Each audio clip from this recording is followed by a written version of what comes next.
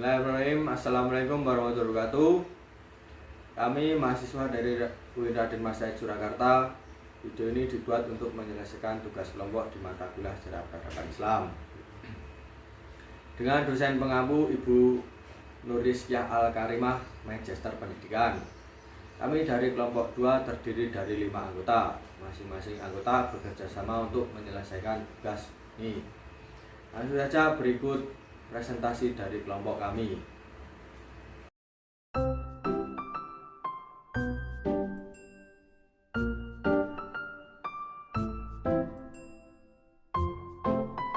Satu, Nurilia Rohmiyatun NIM 2152111047. 2. Inas Tuti Rafi'ah Salwa NIM 2152111049. 3. Muhammad Faiz Asyifuddin NIM 2152111061. 4.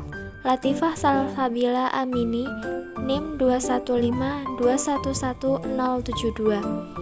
5. Rahma Afianti Alia Putri NIM 2152111074. Riwayat singkat Abu Bakar As-Siddiq 11-13 Hijriah atau 632 sampai 634 Masehi.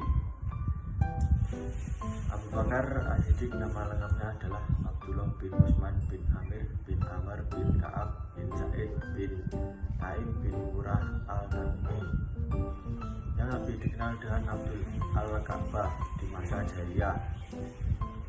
Dia dilahirkan di Mekah 2 tahun beberapa bulan setelah tahun gajah. Berarti beliau lebih muda 2 tahun dari Rasulullah SAW. Dia dikenal sebagai seorang yang berperilaku terpuji, tidak pernah minum khamr dan selalu menjaga kehormatan diri. Abu Bakar As-Siddiq pada masa mudanya adalah seorang saudagar kaya. Dia yang pertama kali masuk Islam dari kalangan lelaki dewasa, dan setelah menjadi seorang muslim, dia lebih memusatkan diri dalam kegiatan dakwah Islamnya bersama Rasulullah. Banyak orang Arab masuk Islam melalui Abu Bakar, di antaranya Utsman bin Affan, Zubair bin Awam, Abdurrahman bin Auf, Sa'ad bin Abi Waqqas, dan Talhah bin Ubaidillah. Selanjutnya, proses diangkatnya Abu Bakar menjadi khalifah. Abu Bakar diangkat menjadi khalifah dengan adanya masalah yang timbul pada masa itu, yakni mengenai pengganti Nabi sebagai kepala negara dalam kapasitasnya sebagai kepala negara di Madinah. Sedang kedudukannya sebagai Rasul tidak dapat digantikan oleh siapapun. Sementara itu, Nabi tidak meninggalkan wasiat tentang penunjukan seseorang yang akan menggantikannya sebagai kepala negara sepeninggalnya. Karena itu, tidak lama setelah beliau wafat, belum lagi jenazahnya dimakamkan, sejumlah tokoh Ansor dan Muhajirin berkumpul di balai Thaqifah Bani Sa'idah, Madinah. Mereka bermusyawarah untuk memilih siapa yang ditunjuk menjadi kepala negara. Dalam musyawarah itu terjadi perdebatan yang sangat alot karena masing-masing kelompok di antara dua kelompok tersebut menganggap bahwa kelompoknya yang paling pantas menggantikan Nabi sebagai khalifah. Oleh sebab itu, beliau mengusulkan agar Umar bin Khattab diangkat menjadi khalifah. Usul itu tidak diterima oleh Umar dan mengatakan jika Abu Bakarlah yang paling pantas menjadi khalifah. Akhirnya terpilihlah Abu Bakar sebagai pemimpin yang saat itu berusia 61 tahun. Perang Riddah, perang melawan kemurtadan. Munculnya kaum penyeleweng ini disebabkan karena mereka belum memahami Islam secara benar. Selain itu ada ambisi pribadi.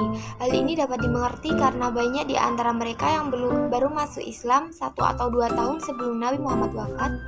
Hal ini tidak terjadi kepada penduduk Hijaz.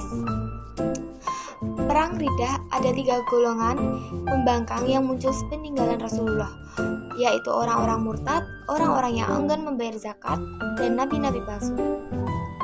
Orang-orang murtad muncul di Bahrain, sedangkan orang yang tidak mau membayar zakat kebanyakan terdapat di Yaman, Yamamah, dan Oman. Adapun nabi-nabi palsu yang muncul di Yaman Al-Aswad, Yamamah, Musailamah, Arabia Selatan Tulaihah, Arabia Tengah saja, dan yang terakhir paling banyak pengikutnya ada apalagi dia menikah dengan Musailamah. 3. Tekad Abu Bakar memerangi kaum penyeleweng telah menyelamatkan negara Islam yang masih muda itu. Diputuskan bahwa semua kaum penyeleweng itu harus diperangi sampai mereka kembali kepada kebenaran. Kemudian Abu Bakar membentuk 11 pasukan antara lain dipimpin oleh Khalid bin Walid, Amr bin As, Ikrimah bin Abi Jalal, dan Surahbil bin Hasanah. Kepada mereka dinasihatkan agar hanya memerangi orang-orang yang menolak diajak ke jalan yang benar. Khalid bin Walid yang memimpin perang melawan Musailamah yang berhasil mengumpulkan 40.000 orang berlangsung sengit. Dalam perang itu ribuan orang meninggal, termasuk Musailamah. Pasukan lain berhasil juga mencapai sasarannya hingga 6 bulan kemudian para penyeleweng yang masih hidup kembali pada kebenaran, termasuk nabi palsu saja, kecuali Tulaikah masuk Islam di masa Khalifah Umar. Tekad Abu Bakar memerangi kaum penyeleweng telah menyelamatkan negara Islam yang masih muda meskipun untuk itu harus membayar mahal dengan gugurnya 70 orang penghafal Al-Quran. Bagaimanapun juga Abu Bakar telah bertindak tepat dan dalam mengatasi kritis, dan untuk itu ia pantas dijuluki sebagai juru selamat Islam. 4. Orang-orang Romawi berharap agar Islam hancur dan kecewa setelah Abu Bakar berhasil mereka membujuk suku-suku Badui agar membantunya melawan Islam. Untuk menjawab tantangan itu, Abu Bakar mengirim 4 pasukan yang terdiri dari 24 orang. Abu Ubaidah bin Jarrah memimpin pasukan menuju Hims sekaligus memegang komandan umum. Surahbil bin Hasanah menuju Wadi Yordania. Yaziz bin Abi Sofyan menuju Damaskus, dan Amr bin As menuju Palestina.